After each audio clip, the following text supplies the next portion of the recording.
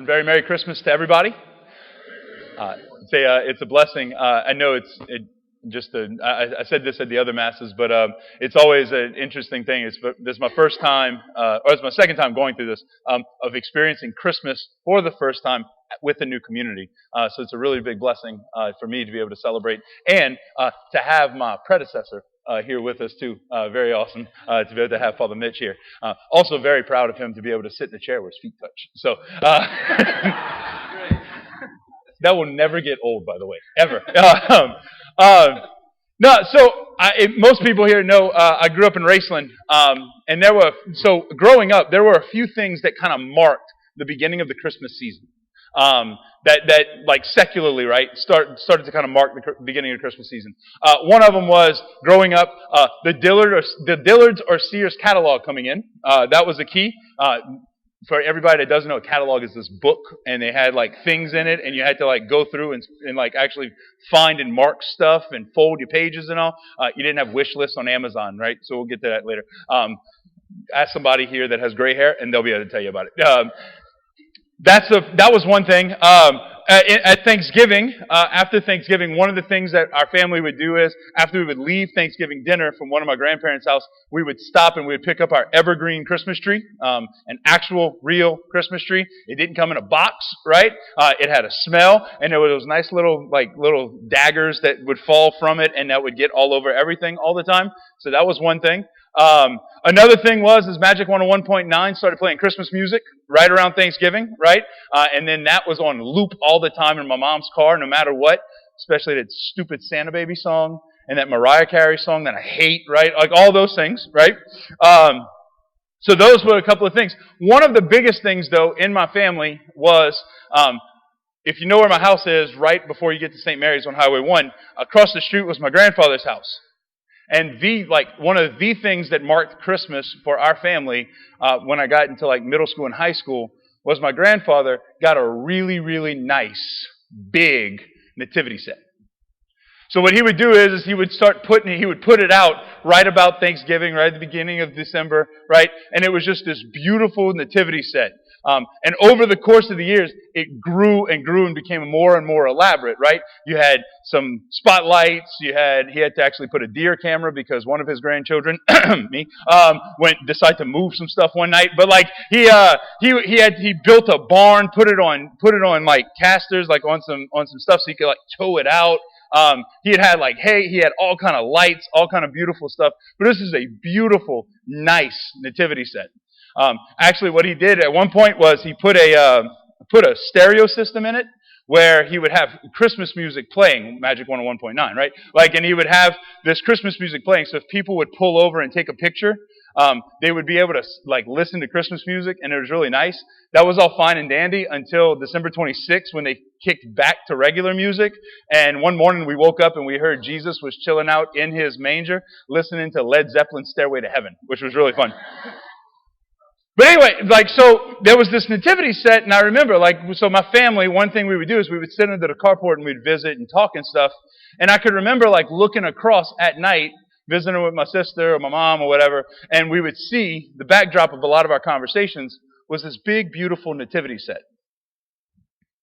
And recently I've been thinking about this, been thinking about the image of a nativity set, right? We're going to bless, after the homily today, we're going to bless our nativity set up here. And so often nativity sets, they're so beautiful, right? I know you've probably seen some really, really nice ones, and they're beautiful, and everything looks great and perfect in them.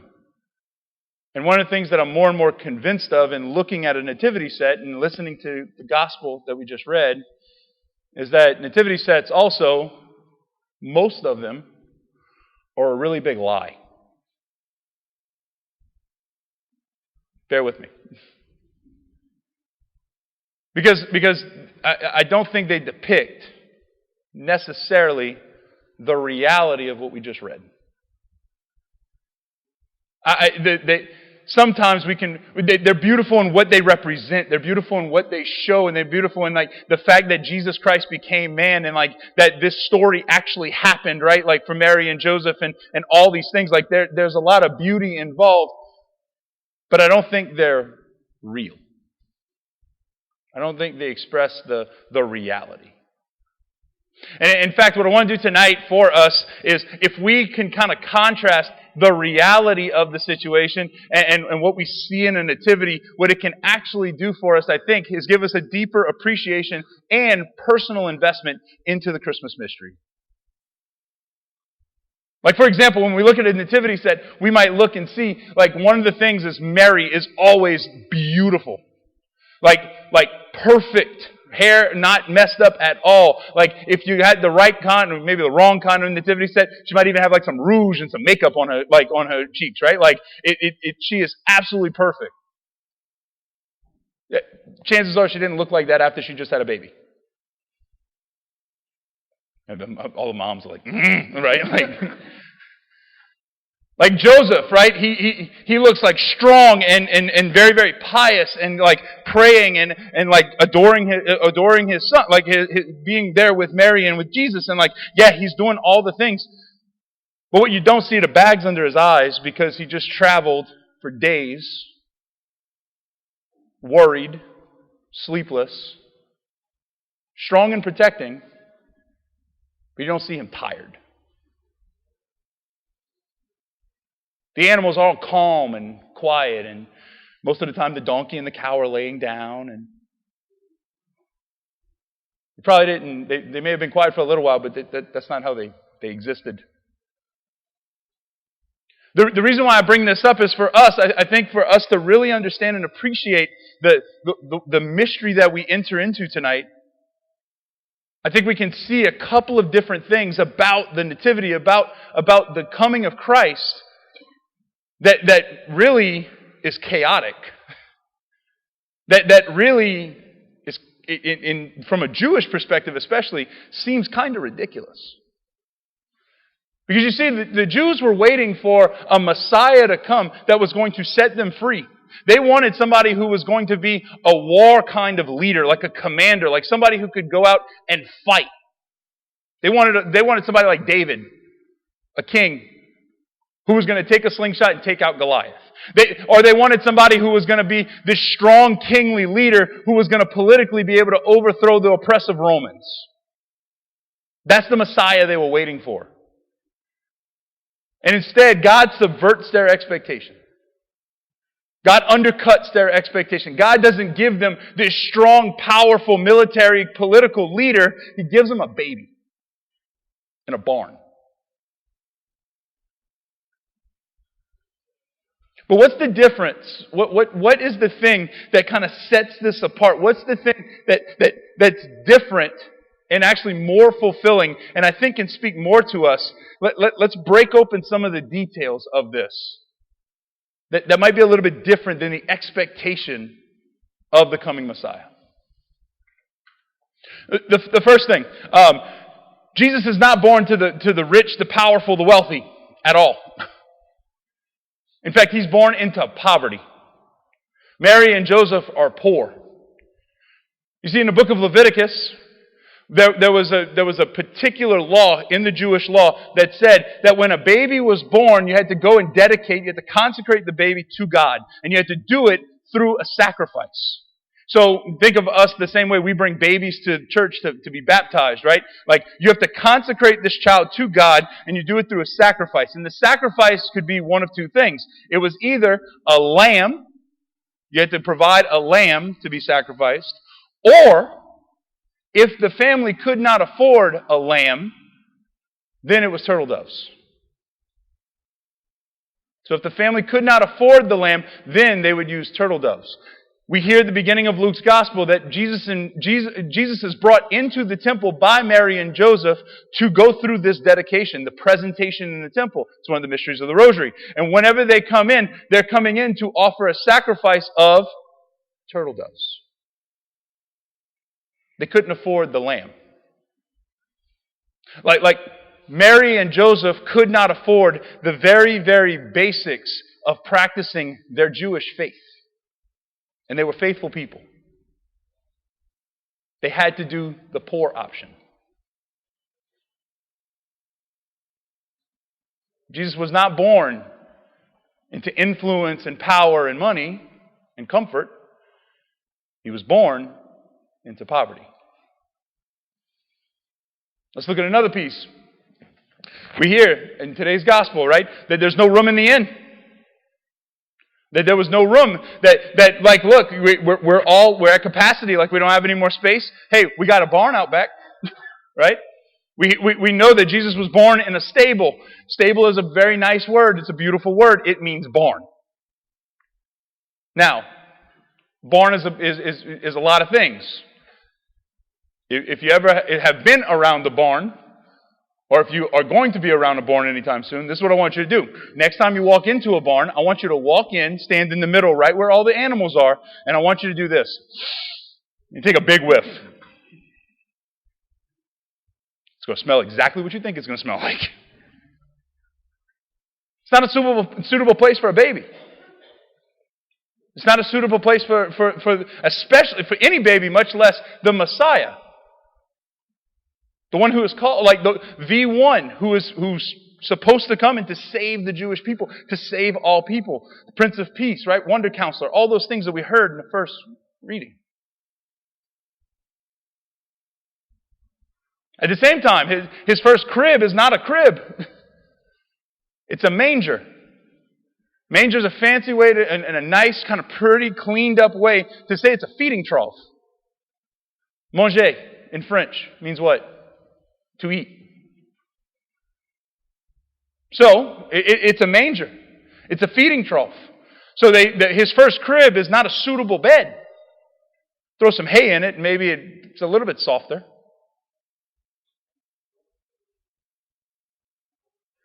And then finally, the first guest, the end of today's gospel.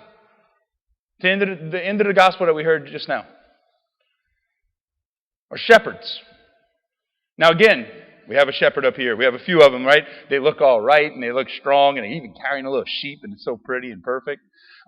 Shepherds would have been, as it said, living out with the sheep. Now, my grandfather, the same one who put out the manger scene, he was a sheep farmer.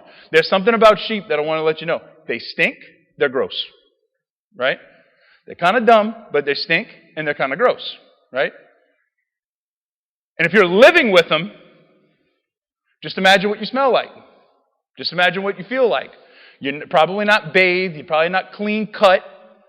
You're much more of kind of an outdoor. You smell like the sheep. You stink. It also is not the profession of the most learned person. So you're probably not, you may have some practical knowledge, but you're probably not the most book smart person. So these were insignificant, ignorant, and gross shepherds. And they were invited to be the first people that would come in and witness the coming of Christ. The coming Christ child. If this is going to be a king, they would usually send some kind of dignitaries from local kingdoms. They would try and do some kind of, it would be some kind of a big celebration that a new king has come. But instead, you get insignificant, dumb shepherds that are out in the fields. And they're the first ones invited in.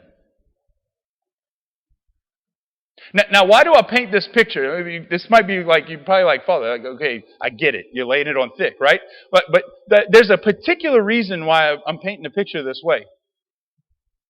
Because there's one thing that all of those things have in common. The poor family, the feeding trough for a bed, the barn for a house, and the shepherds for the guests.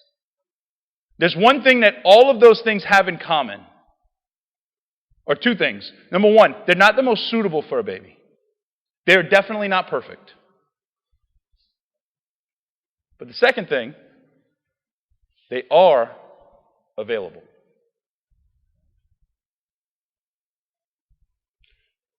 The perfect houses were full. The perfect beds were full. The perfect guests were busy. All of these were at least available.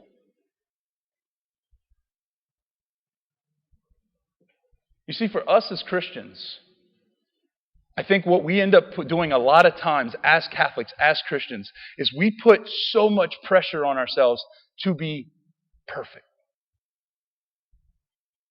God, let me fix everything in me. Let me weed out all of the sin. Let me get rid of all of my vice. Let me get over all of my fear, all my anxiety, all my struggles. Let me get past all of this. Then, Lord, you can come in. But God doesn't need us to be perfect. He only needs us to be available. God doesn't need to have the perfect place to dwell. He's proven that already.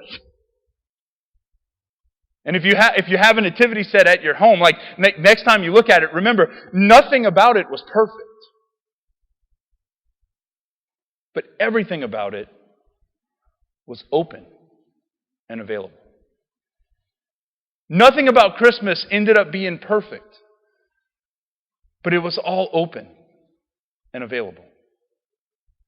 Like for us as Christians, the call for us as Christians is before we do anything else, is that we be radically open and radically available to the grace of God in the ways in which He wants to work in us.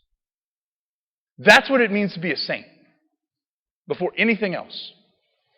Like that's the grace of the incarnation of this feast that we celebrate today. Is that God steps down to you right where you are right now. That He is offering all of His grace, all of His blessings, all of His Holy Spirit to you right now, exactly where you are.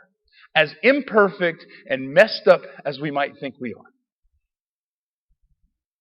And all He wants is for us to be available.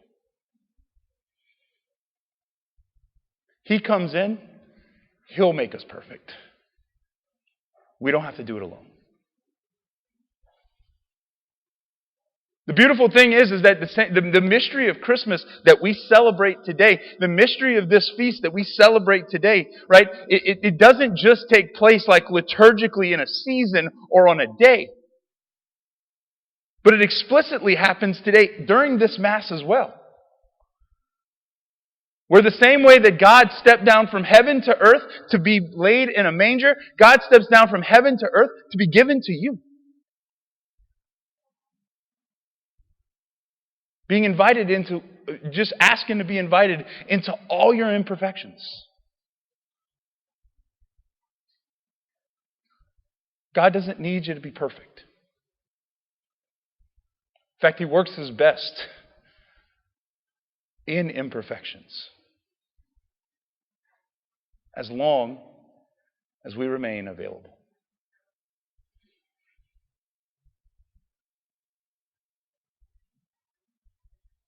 May tonight, as we come to receive communion, as we come to celebrate this Christmas mystery, as we come to celebrate the coming of the Messiah that all of creation, all of the world has ached for and groaned for, as St. Paul talks about.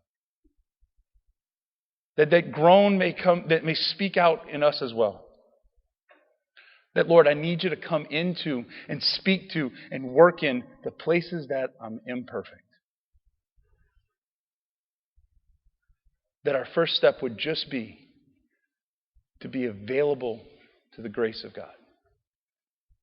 Our hearts open and ready to receive. Nativity sets really are beautiful. It has nothing to do with the figurines. It has everything to do with the fact that so much imperfection could bring about so much grace.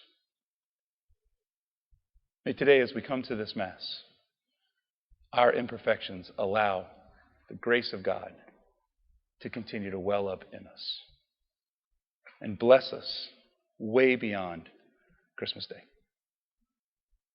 Merry Christmas.